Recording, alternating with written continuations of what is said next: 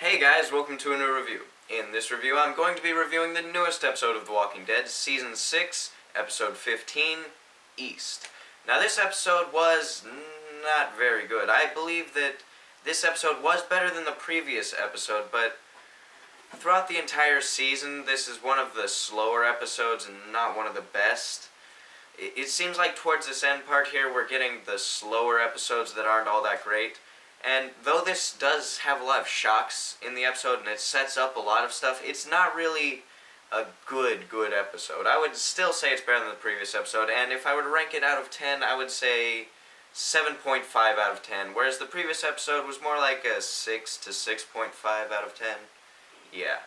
It's just, it has a little too much talk and just basic moving around and developing of stuff. It kind of lacks the overall awesomeness that the best episodes tend to have, like just full out action, which I can't ultimately blame them for, because for the writing direction it does make sense. It's just for the watching people and the people who are supposed to enjoy it, there was a lack of enjoyment in this episode, and some things that should have been drawn out more seem to just be cut short, and some things that should have been cut short were drawn out. So let's jump into the review right now, and we start out in the episode. Shows like a flash forward to Carol having trouble, but we don't really have to mention that. That's always just to hook you and make you start watching the episode fully. I don't know why they have to do that anymore, but we see Carol packing her stuff. She's got a bunch of dried foods and stuff, and then Tobin knocks on her door. She's in her room currently,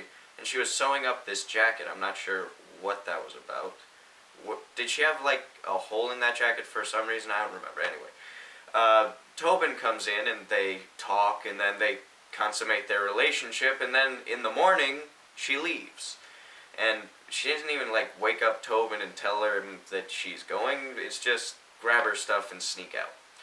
And then we see a bunch of different relationship developments and just updates on what's going on. We see Glenn with Maggie, and he sees this bruise on her side from when she was kidnapped. We see Rick with Michonne, just nothing really new there, just to give a little Michonne fans something to watch. And then we see like Rosita looking really pissed off at Abraham and Sasha, who are having their relationship over there. And then it just starts out very slow, and you're like, oh, okay, this is rather paced so far. And then Daryl decides to head out. He just takes off on his motorcycle, opens the gate, and heads out. And of course they're like asking him what he's doing, because they have people at the walls and stuff. So Glenn and Michonne and Rosita decide to chase after him, which as soon as Glenn goes out, he's going out, you can tell immediately, I don't know if he says it, but he's going out there to get Dwight. He wants to kill him and get revenge for what Dwight did to Denise. And it was a bad idea from the beginning. You should never set out alone, but if you are going to set out alone, it's good that it's just Daryl, because Daryl is a good like tracker, hunter. He knows how to sneak around stuff, but then having three people following after him is a terrible idea, especially since when they do catch up to him, they're making a bunch of noise and stuff. So as soon as they set out, I knew right then that they're going to be kidnapped, and they are later in the episode. So that sucks, and then Rick and Morgan decide to set out after Carol, after Tobin tells Rick what happens. I have no idea why Rick decided to bring Morgan. It should have just been Rick and no Morgan, but whatever. Rick sets out with Morgan there, and they're going to find Carol. Now from there, we see Carol driving down a road, and on the opposite side of the road comes the Saviors. So we don't know they're the Saviors immediately here, but I mean, you pretty much have guessed it just by what other group of people live at this point. And they immediately shoot up her car, and she can't move the car. It's just like crashed. So she gets out and decides to play docile little girl type stuff. She's got her crucifix in the hand, and she's like shaky and crybaby. And at first it's like very fake, and you can tell that's her act that she keeps putting on. But then it switches from her putting it on to she's actually sad here, and this is because she knows she's going to have to kill these guys, and that really hurts her, especially after she's decided that she doesn't want to kill these people anymore. She doesn't want to kill anyone anymore. That's why she left Alexandria. So, again, they're developing her character to be very remorseful, but at least she's willing to do what she has to do. If it were Morgan in this situation, Morgan would be dead. So, it's not that bad. And what she does is she's got these long sleeves. She apparently had some sort of gun that seemed like a machine gun, but I guess it was like a little Uzi, eh? I just can't imagine. It would have to be like some really tiny machine gun that would fit in there. But, just thinking about it, they didn't really show it. I wish they did so that I could just get a general idea.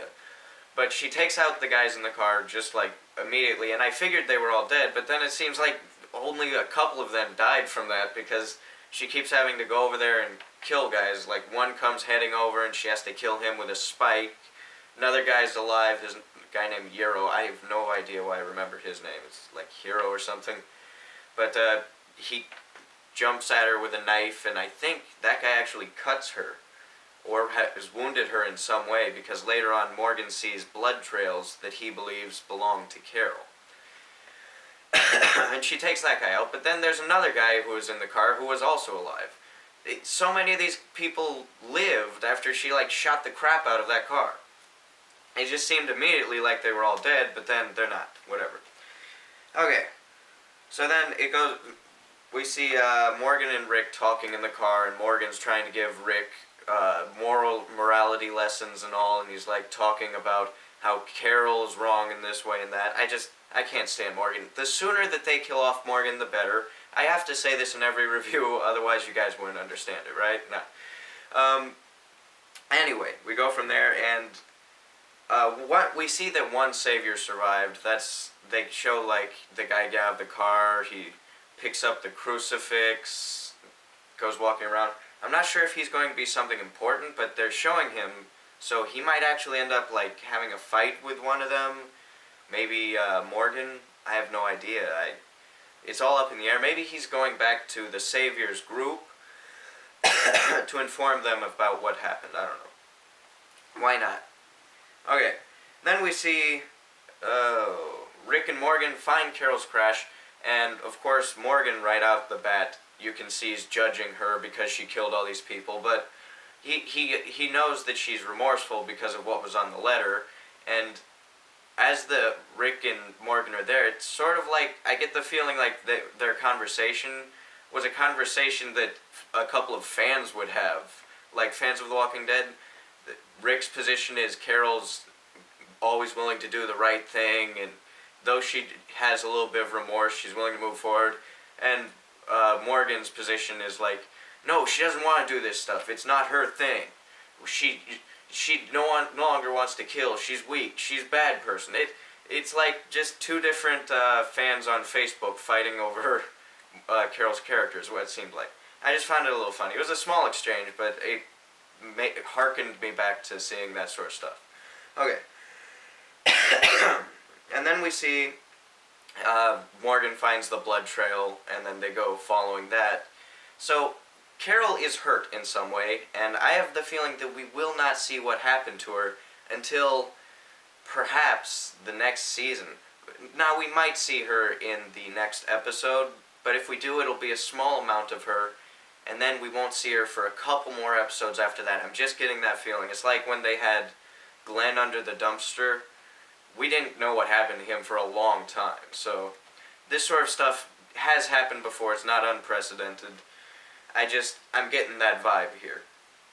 Okay, so Glenn and Rosita and Michonne catch up to Daryl, and they start arguing with him, and they're talking awfully loud for people who are in territory that the Saviors have been known to wander. The fact that they're arguing and not just whispering extremely lowly, it just makes me want to go up there and slap them all. You'd think they would have better survival instincts, but I'm going to just hawk that up to maybe bad directing. It wasn't, natural. It didn't feel like these people would go out there and start arguing in the middle of the woods where there's both walkers and humans that they're having trouble with. just seemed very off. And that's the weird thing, though. In this episode, it seems like the characters don't act exactly like themselves. Like, Daryl shoots an arrow at Rosita, but then he says that he knew it was them, and I guess that was just to, like, scare her, but that doesn't seem like a Daryl thing to do. That's kind of sloppy, and if she, like, moved a little fast, he could have killed her. It's just stuff like that. It seems very unnatural. Maybe it was a new writer, maybe one of the guys fell asleep while the others were writing the episode, and they were like, oh, whatever. I don't know. Anyway, Rosita decides to go with Daryl after they have their argument, and it proves to be useless, and nothing's really developed from it. So Glenn and Michonne head back in their direction, and Rosita and Daryl head in their direction. And then next we see Rick and Morgan walking and talking more, and Morgan's talking about Carol, and they're talking about the prison all the way back in season 3, and then they get up to this like farm area, and there's this one guy there he seems very shady, like from the second you see him. He looks like he might be wearing armor, so I'm getting the feeling that he was a savior, especially after what happens here. They see that he had a spear. It just makes it seem more like he was a savior. And Morgan stops Rick from shooting the guy. It didn't seem like Rick was going to like shoot the guy in the head and kill him. He was going to wound him so they could interrogate him. But stupid Morgan stops Rick from killing him. The guy gets away, and they see the spear, and Rick says that it's probably a savior because of that, because the spears were made at Hilltop, and the Hilltop people give their stuff to Negan. So that's what gives Rick the idea that he's from there. And then Morgan's like, but it might not be. He might be from Hilltop. I have no idea why a guy from Hilltop would be all the way down here, and why he would be running from Rick's group. It just doesn't seem right to me. That guy was obviously from the Saviors. And Morgan is a big pain in the butt.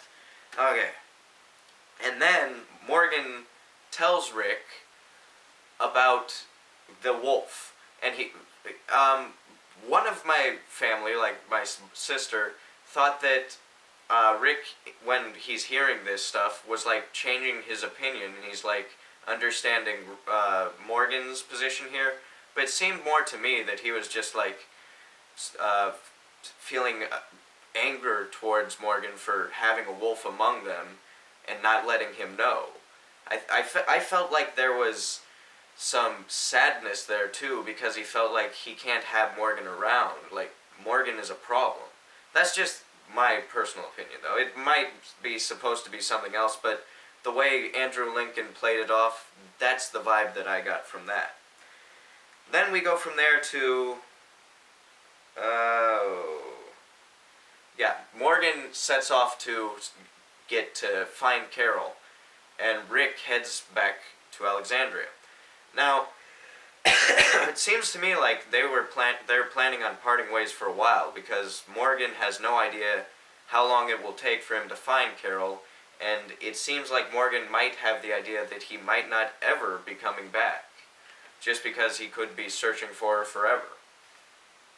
That's just the way it seems to be their interaction was.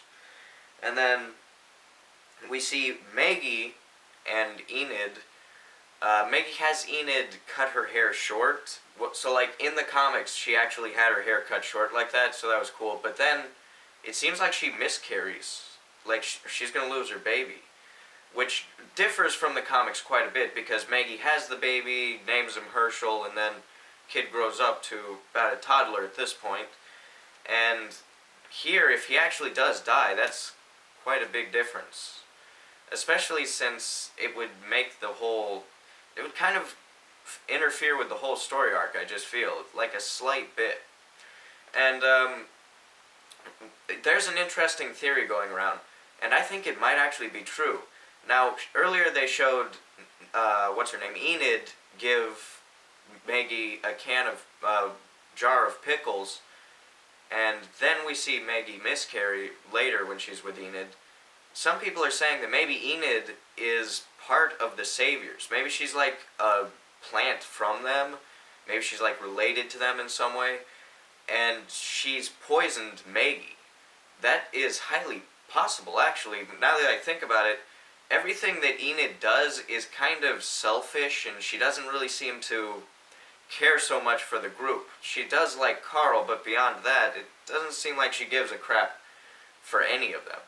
So if she did poison Maggie's food or whatever, it would make a lot of sense. And then maybe the poison won't kill the baby. Maybe it's just something that she can cure or something. I don't know. Just anything other than killing the baby would be cool. But, you know, I have the feeling that they want to kill off Maggie's child because they don't want to have two babies on the show there. And they already have so much trouble trying to keep Judith around and then having to solve problems of, where's Judith at this time? I don't know. Toss her over there. She's with this person. She's with that person. She's on the backpack of this person or something. I don't know. So maybe that's what they're doing here. Seems very possible there, too. Okay. And then we see Glenn and Michonne get caught. They're surrounded by a bunch of saviors out of nowhere, and they're captured. And this is the part that seems really rushed. Like, when we see Michonne and Glenn get caught, it's just like out of nowhere, they're everywhere, you're caught. And then when we see Daryl and Rosita, like, get caught at their point, it's like they sneak up and Daryl sees Glenn, and then, boom, they're caught. It's like this is the stuff that they should have drawn out a bit more to make the episode more interesting, instead of having the parts where, like, Rosita and Michonne were talking about Daryl, and Glenn and Michonne were talking about Daryl. They should have cut those parts shorter and then had these parts much bigger. I don't know. Maybe it's because of budget that they can't do this, because next episode is going to be so long and it's pretty much a movie. They have to kind of cut this one short, maybe. Possible. Anyway, right when we see Daryl get caught, it's like Dwight has the gun pointed at Daryl, and he's holding it weird. I think he has it, like, his fingers in the trigger at this point here, with the middle finger. That's just the way I thought it looked like. I haven't looked back at it, but it seemed weird. Anyway, he points the gun at Daryl and shoots him. We see blood splatter all over the screen. It shocked the crap out of me. I was like, bam, whoa! Was not expecting that. It's just, and it was right at the end of the episode. It's like, you expect that it's going to just slow down at this point and then it'll be over. And maybe when you see Daryl get caught, you just figure, okay, they're caught for the next episode. But for him to actually shoot Daryl is like shocking. But then you hear Dwight say, it's okay, he'll be alright. Which, I don't know if that's quite a good idea. If they're actually going to kill Daryl off, saying that would only make the fans feel okay for a second. But then if they say that and Daryl's alright, then was that just reassuring us? I don't know. It's just a weird thing to add into there. Like, if they just showed him get shot, wouldn't that be enough? And some people thought that Daryl was like shot in the throat or the face. That's the part that I've looked back on over and over again. It shoots him more like in the shoulder, so I don't think Daryl's going to die there. And in this final episode, I don't think Daryl's going to die either, because if he's shot, they're not going to go the full way and then kill him. He's going to be wounded, and then someone else is going to die. It's going to be like, we've seen our characters win so much this season, it's time that we just see them all lose. I don't like it. I enjoy when our characters win, like, a lot. But I gotta face it, you can't always win. If you win too much, then it's not fun. It is fun to see them win, but there has to be a little hang-up here and there that they have to overcome. And right now, this is their biggest hang-up. Most of their group is captured. One of them, at least, is either wounded or dead. And then Carol's out there as well. It's like everything's going to crap in this one episode. Everything's gone from perfect to suddenly bam. Like when they lost Denise, that was bad enough, but here, they could be losing a lot more. So, anyway, tell me what you guys thought about the episode. Make sure to like, comment, share, and subscribe. And make sure to leave a question in the comments below that is The Walking Dead related. And I will answer you in my Saturday video, which may or may not come out on Saturday. Anyway, I will see you guys then.